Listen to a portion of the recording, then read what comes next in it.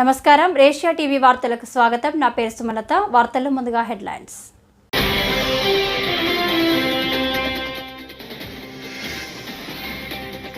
మహాకుంభమేళ 39 కోట్ల మంది పుణ్య స్నానాలు.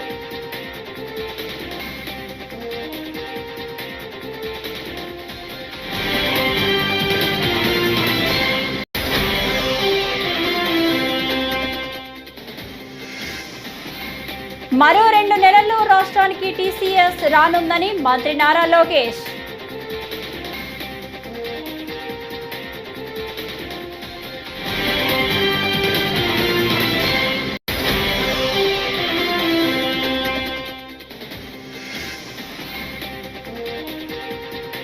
గొంగడి త్రిషకు సీఎం రేవంత్ రెడ్డి అభినందన.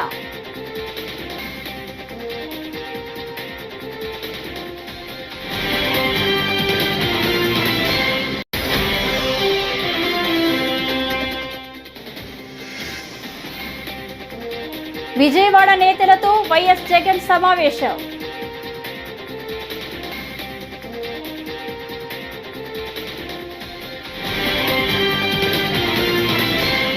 ఇక డీటెయిల్స్ చూస్తే, ప్రయాగ్రాజ్లో మహాకుంభమేళ 24వ రోజుకు చేరింది. ఈ కుంభమేళాలో పాల్గొనేందుకు ప్రపంచం నలుమూలల నుంచి భక్తులు వస్తున్నారు. గంగా, యమున, సరస్వతి నదులు కలిసే పవిత్ర త్రివేణి సంగమంలో పుణ్యస్నానాలు ఆచరిస్తున్నారు.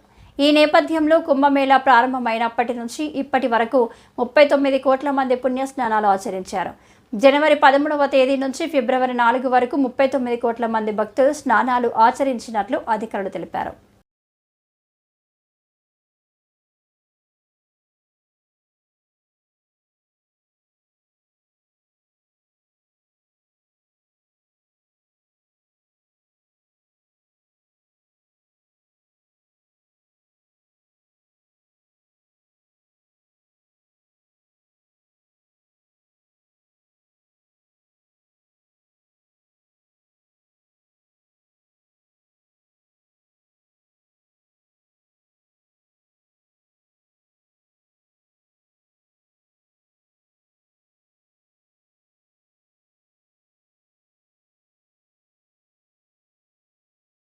అండర్-19 మహిళల T20 ప్రపంచ కప్లో రాణించిన క్రికెటర్ గొంగడి త్రిషను తెలంగాణ ముఖ్యమంత్రి రేవంత్ రెడ్డి అభినందించారు. బుధవారం ఆమె సీఎం రేవంత్ను కలిశారు. ఈ సందర్భంగా త్రిషను శాలువాతో సీఎం సత్కరించారు. ఆమెకు కోటి నజరానా ప్రకటించారు. భవిష్యత్తులో దేశం తరపున మరింతగా రాణించాలని సీఎం రేవంత్ రెడ్డి ఆకాంక్షించారు.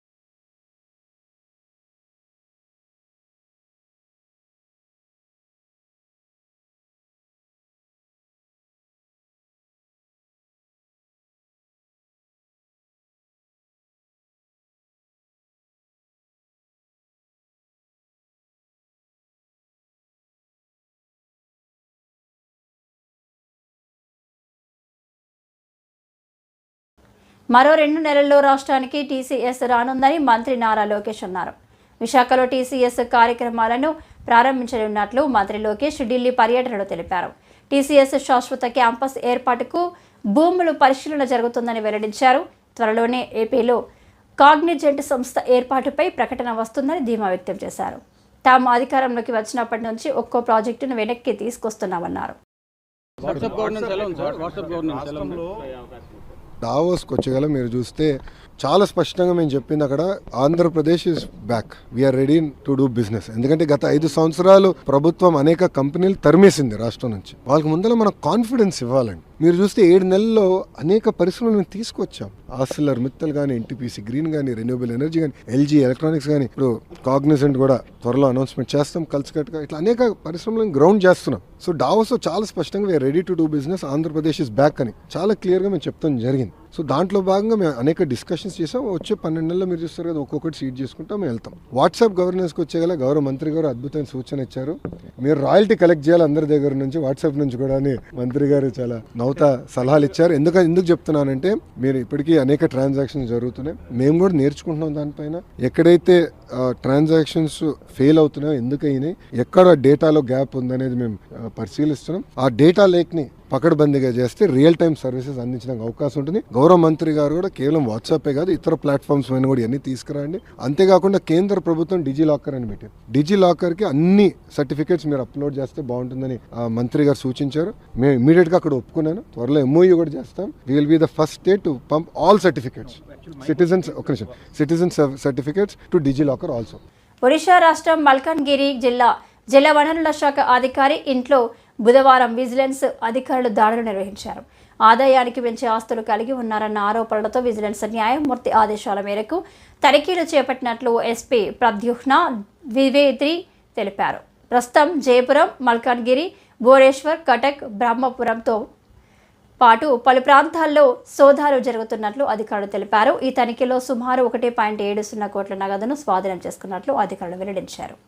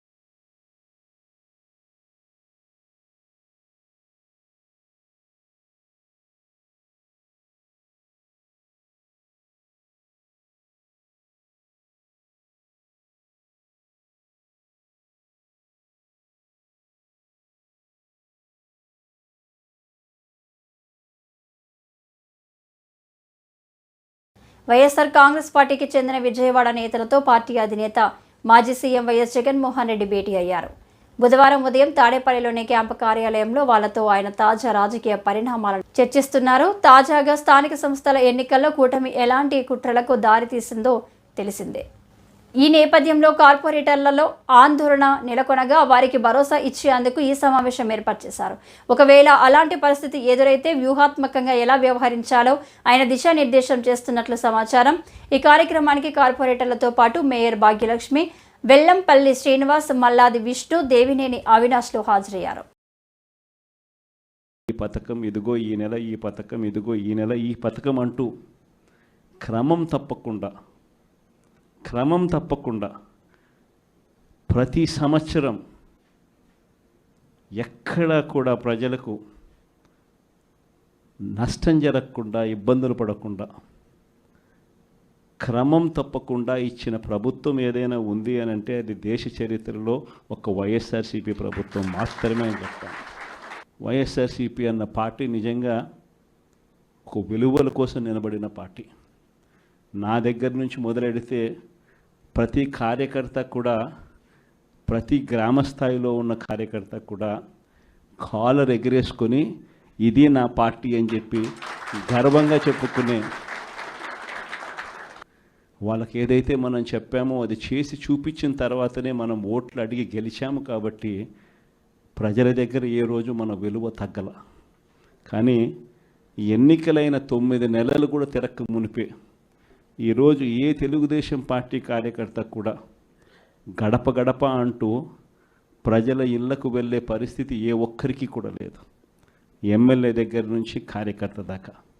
కారణం ఏ గడపకు వెళ్ళినా కూడా వీళ్ళు ఎన్నికలకు ముందు ఇచ్చిన వీళ్ళ మేనిఫెస్టో సూపర్ 6లు సూపర్ 7లు ప్రజలు వీళ్ళకి ఇలా చూపించి ఆ ఇంట్లో నుంచి ఒక చిన్న పిల్లాడు బయటకు వస్తాడు, నా 15,000 ఏమైంది అని అడుగుతాడు. ఆ ఇంట్లో నుంచి 2 పిల్లలున్నా 3 పిల్లలున్నా ప్రతి పిల్లాడు బయటకు వచ్చి ఆ తెలుగుదేశం పార్టీ ఇంటికి వచ్చిన తెలుగుదేశం పార్టీ నాయకుడిని కార్యకర్తను ఆ పిల్లాడు కూడా ప్రశ్నిస్తాడు, నా 15,000 ఏమైంది అని. వీళ్ళింటికి పోయినప్పుడు ఆ పిల్లల తల్లులు ప్రశ్నిస్తారు, నా 18,000 ఏమైంది అని చెప్పి. 50 ఏళ్ళు నిండిన వాళ్ళు వచ్చి ప్రశ్నిస్తారు, నాకు 50 ఏళ్ళకే పెన్షన్ ఇస్తానన్నా నా 48,000 ఏమైంది అని చెప్పి. అదే ఇంట్లో 20 ఏళ్ళ పిల్లోడు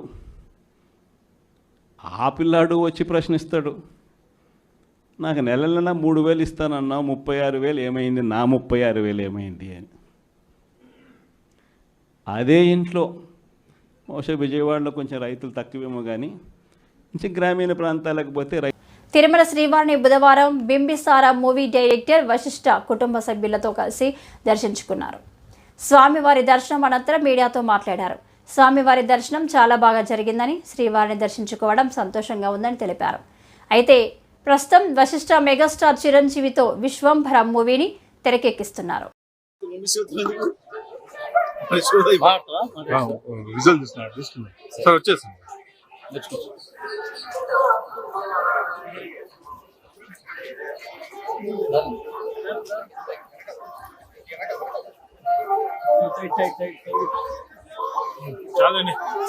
సరిపోదు సార్ ఆడ వరకు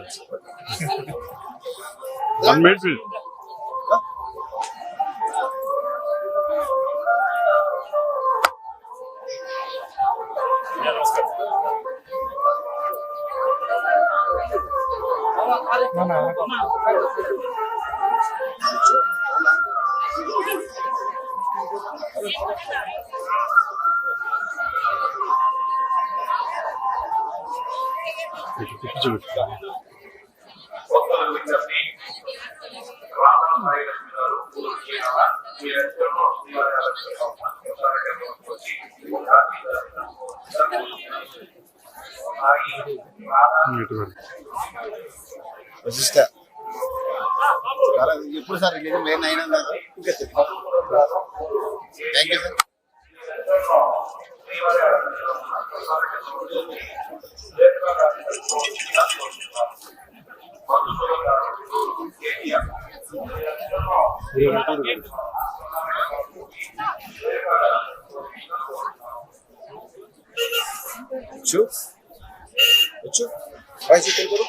బాయ్ నమో వెంకటేశ. దర్శనం చాలా బాగా జరిగింది. సో సినిమా షూటింగ్ జరుగుతుంది కాబట్టి మధ్యలో ఒకసారి దర్శనం చేసుకోవడం వచ్చాను. స్వామివారి దర్శనం కోసం చాలా బాగా జరిగింది. ఏమున్నాయి కొత్త సినిమాలు ఏం తీస్తుంది? విశ్వంభర ఎలా ఉండబోతుందంటే మీరే చెప్పాలి. సినిమా అయితే చాలా బాగుంటుంది. డెఫినెట్గా ఫ్యాన్స్ అందరూ హ్యాపీగా ఫీల్ అవుతారు. Block buster. రిలీజ్ డేట్ ఎప్పుడు చేస్తాను? అది త్వరలో చెప్తాను నేను. Time too early. Sir October కూడా అంటే ప్రస్తుతం విశ్వంభర జరుగుతుంది కాబట్టి దీని మీద అంటే దివ్యాంగులకు ప్రస్తుత ప్రభుత్వం నూతనంగా అందిస్తున్న ధృవీకరణ పత్రాలలో కొంతమంది ప్రజాప్రతినిధులు జోక్యం చేసుకుంటున్నారని రాష్ట్ర కళింగ కార్పొరేషన్ డైరెక్టర్ మజ్నాల నాగరాజు అన్నారు. బుధవారం ఆయన మీడియాతో మాట్లాడుతూ గత ప్రభుత్వంలో 2 లక్షల మంది పెన్షన్దారులు ఉండగా వారిలో అధికంగా దివ్యాంగులు ఉన్నారని, వారిలో అనేక మంది అనర్హులు ఉన్నారని ఆయన అన్నారు. గత ప్రభుత్వంలో ఏవైతే అన్యాయంగా అర్హత లేకోకుండా దివ్యాంగుల సర్టిఫికెట్లు, సదరన్ సర్టిఫికెట్లు పొంది ఈ రోజున పెన్షన్స్ పొందుతున్నారో అలాంటి వాళ్ళు సుమారుగా 2 లక్షల పెన్షన్స్ ఉన్నాయి. ఈ 2 లక్షల పెన్షన్స్లోని ఎక్కువగా దివ్యాంగుల సంబంధించిన పెన్షన్సే ఎక్కువగా అధికంగా ఉండడం జరిగింది. దీని మీద ప్రభుత్వం కొన్ని నిర్ణయాలు తీసుకోవడం జరిగింది. కూటమి ప్రభుత్వం వచ్చిన తర్వాత నిజమైన అర్హులకి, నిజమైన లబ్ధిదారులకి ప్రభుత్వం నుంచి ఏవైతే సంక్షేమ కార్యక్రమాలు అందుతున్నాయో అవి తప్పనిసరిగా అందాలనే ఉద్దేశంతో ఈ యొక్క పెన్షన్స్ వేరువేత దివ్యాంగుల్లోని అనర్హత కలిగి ఉన్న వ్యక్తులు ఎవరైతే ఉన్నారో వాళ్ళందరూ కూడా రీవెరిఫికేషన్ చేయడం అనేది జరుగుతుంది. ఇది చాలా శుభపరిణామం. దీని మీద కంపల్సరిగా చేయాలని మా దివ్యాంగుల కార్పొరేషన్ చైర్మన్ మాజీ అధ్యక్షులు గోనుగొంట్ల కోటేశ్వరరావు గారు కూడా మేము ప్రభుత్వానికి కంప్లైంట్ చేయడం జరిగింది.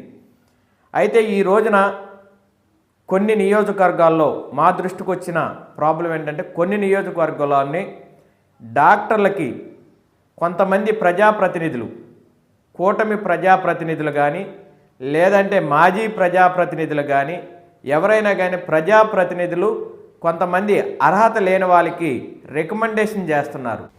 గుంటూరు, కృష్ణా జిల్లాల పట్టభద్రుల ఎమ్మెల్సీ ఎన్నికల్లో పోటీ చేసే అభ్యర్థులు 10వ తేదీలోపు నామినేషన్లు సమర్పించాలని గుంటూరు కలెక్టర్ నాగలక్ష్మి సూచించారు. కలెక్టరేట్ కార్యాలయంలో బుధవారం కలెక్టర్ మాట్లాడారు. 13వ తేదీన స్క్రూటీని, అదే రోజు సాయంత్రం అభ్యర్థుల ప్రకటన జరుగుతుందని చెప్పారు. 27న ఎన్నికలు ఉదయం 8 గంటల నుంచి సాయంత్రం 4 గంటల వరకు జరుగుతాయన్నారు.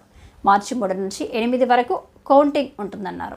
చేయడం జరిగింది. అంటే ఈ మండే, సో ఆ మండే రోజు నుంచి నామినేషన్ ప్రక్రియ అనేది స్టార్ట్ అయ్యింది. So last date of nominations వచ్చి 10th ఫిబ్రవరి. సో వచ్చే సోమవారం లాస్ట్ డేట్ నామినేషన్స్కి. తర్వాత 10వ తారీఖు వరకు వచ్చిన నామినేషన్స్ అన్నింటినీ కూడా మనం 11వ తారీఖు అంటే ట్యూస్డే ఫిబ్రవరి స్క్రూటినీ కార్యక్రమం ఇక్కడ కలెక్టరేట్లో వీడియో కాన్ఫరెన్స్ హాల్లో జరుగుతుంది.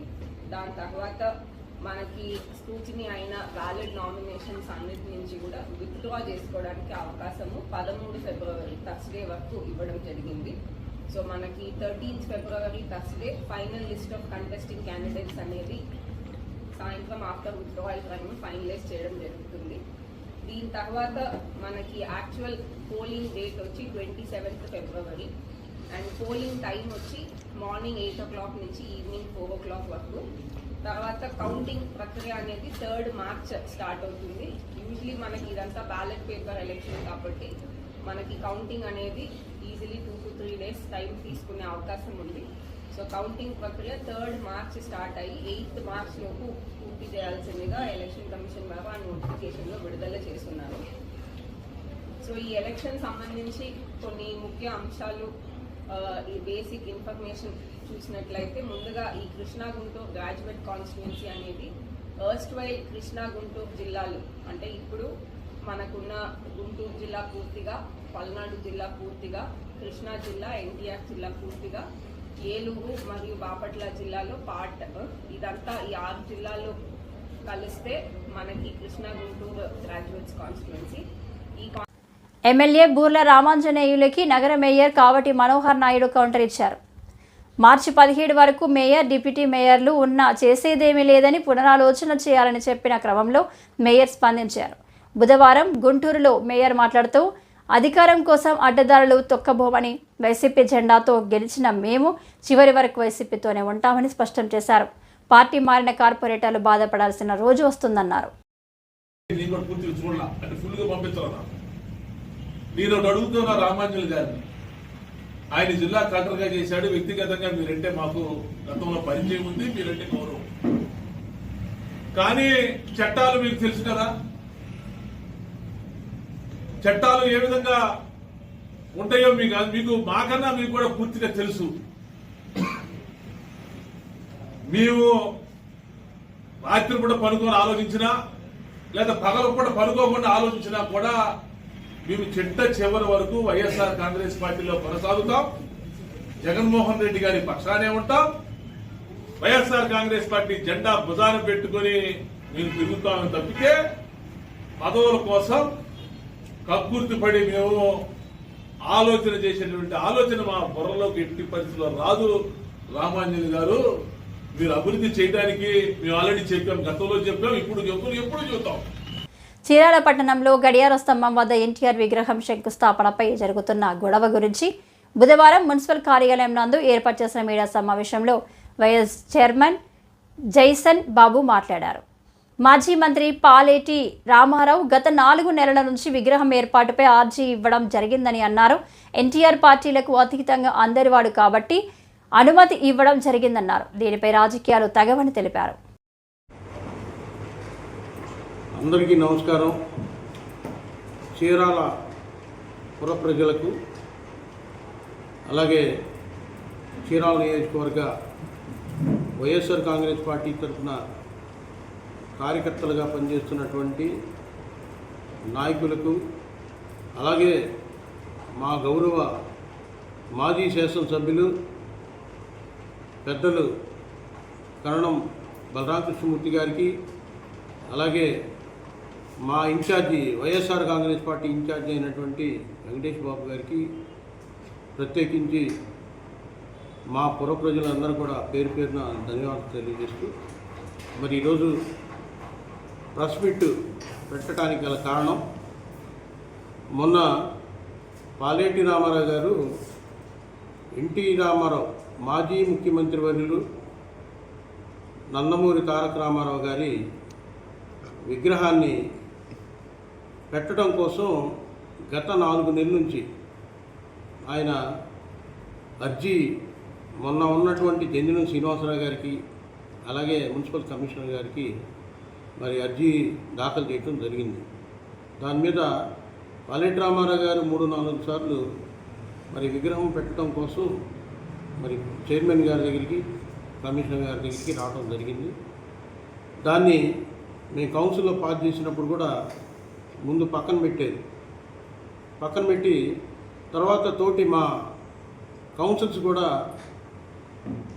మేము కూడా ఎన్టీ రామారావు గారి విగ్రహం పెట్టాలని చెప్పి వాళ్ళు కూడా ఒక అర్జీ పెట్టడం జరిగింది. ఈ రెండు కూడా మేము ప్రతిపాదించి మున్సిపల్ కౌన్సిల్ మధ్యలో పెట్టి అటు పాలేటి రామారావు గారు ఇచ్చినటువంటి అర్జీని అలాగే మా తోటి కౌన్సిల్స్ ఇచ్చినటువంటి అర్జీని కూడా మేము పరిగణలోకి తీసుకొని దాన్ని మొన్న కౌన్సిల్లో పాస్ చేయటం జరిగింది. పెట్టుకోవచ్చు అని చెప్పని ముందున్నటువంటి 2 అంశాలు మామిడాల రాములు గారికి సంబంధించినటువంటి 2 అంశాలు దాన్ని వాయిదా అడిగితే దాన్ని రద్దు చేయమని చెప్పి అన్నప్పుడు దాన్ని తోటి మా కౌన్సిల్స్ అడిగితే దాన్ని వాయిదా వేయండి అని చెప్పడం కూడా జరిగింది. మిగతా అన్నీ కూడా పాస్ చేసాం. మిగతా అంశాలన్నీ కూడా పాస్ చేసాం. అయితే త్వరలోనే డిఎస్సి నోటిఫికేషన్ ఇచ్చి 17,500 ఉద్యోగాలు స్కూల్ తెరిచే నాటికి ఇస్తామని మంత్రి కింజరాపు అచ్చెన్నాయుడు అన్నారు.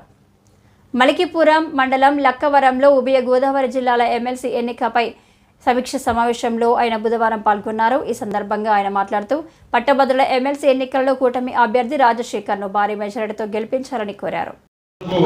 మన నిదానం ఒకటే ఎమ్మెల్సీ ఎన్నికలు పేరారత్న రాజశేఖర్ గారు గెలిపే ముందుకెళ్ళాలి.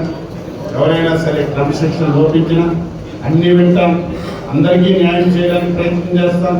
ఆ శక్తి సామర్థ్యాలు ఉన్నాయి. ముఖ్యమంత్రి గారితో మాట్లాడతాను, సరిచేసే ఉంది. అందులో ఈ నియోజకవర్గం అన్ని విషయాలు తెలిసినటువంటి వ్యక్తిని కాబట్టి మీ నియోజకవర్గ బాధ్యత నా మీద వదలండి.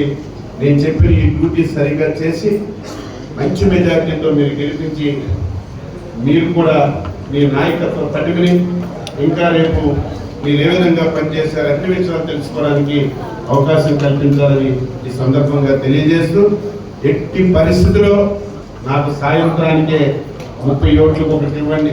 ఒకవేళ మించిపోతే రేపు మధ్యాహ్నానికైనా సరే ఎమ్మెల్యే గారి ఆఫీస్ ఉంది, తెలుగుదేశం ఎన్డీఏ ఉన్నారు, కంప్యూటర్ పెట్టుకొని ఇవన్నీ ఫీడ్ చేసి మాకు పంపిస్తే రేపు మధ్యాహ్నానికి టెలికాన్ఫరెన్స్ తీసుకోవడానికి అవకాశం ఉంటుందని ఈ సందర్భంగా తెలియజేస్తూ చాలా సంతోషం.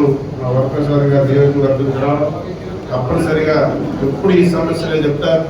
కొబ్బరి బోర్డు విజయవాడ ఉంది, అది కూడా ఈ ప్రాంతానికి తేవాలని ఎప్పుడు పెట్టాం, అది కూడా తీసుకొస్తామని దాన్ని కూడా తప్పనిసరిగా ప్రయత్నం చేస్తామని ఈ సందర్భంగా తెలియజేస్తూ అందరికీ నమస్కారం.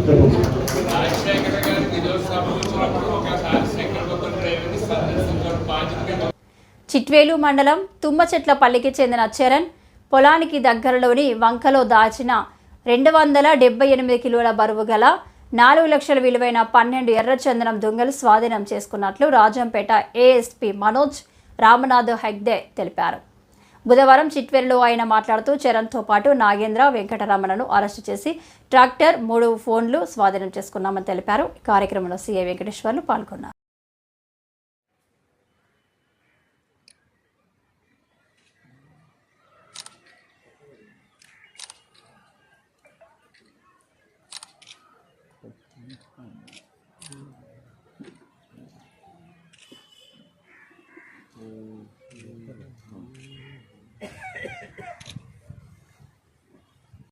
ఖచ్చితమైన మరియు నమ్మకమైన సమాచారం బట్టి ఈ ఆపరేషన్ అనేది జరిగింది.